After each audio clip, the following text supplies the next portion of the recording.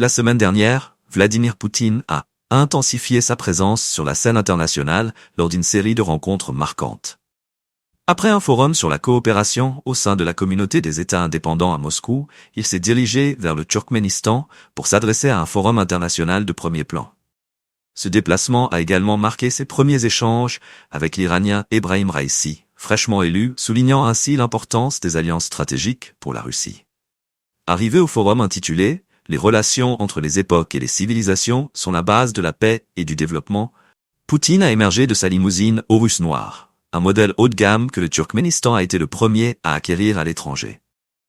Accueilli par le président turkmène, Serdar Berdimuhamedov, l'événement, célébrant le 300e anniversaire du poète et philosophe Makhtim Gulif Raji, a permis au président russe d'exposer sa vision sur les relations internationales contemporaines. Il a évoqué la nécessité de promouvoir des idéaux de bon voisinage, à une époque où de profondes fractures civilisationnelles et des conflits interethniques menacent la paix mondiale. Dans son discours, Poutine a clairement signalé que le monde fait face à des changements fondamentaux, affirmant qu'un nouvel ordre mondial est en train d'émerger. Il a insisté sur le fait que ce processus est irréversible, se traduisant par l'émergence de nouveaux centres puissants, de croissance économique et d'influence, en particulier en Asie et dans le Sud global.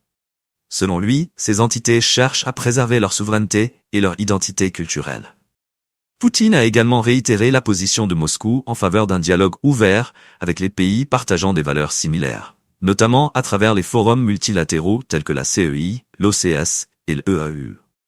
En parallèle, le président russe a évoqué le prochain sommet des BRICS, qui se tiendra à Kazan le 22 octobre, dans l'espoir d'attirer les dirigeants présents à Ashgabat. Ce rassemblement a pour but d'établir un cadre de coopération renforcé entre les pays émergents, mettant en avant la volonté de la Russie de jouer un rôle central dans l'architecture mondiale en mutation.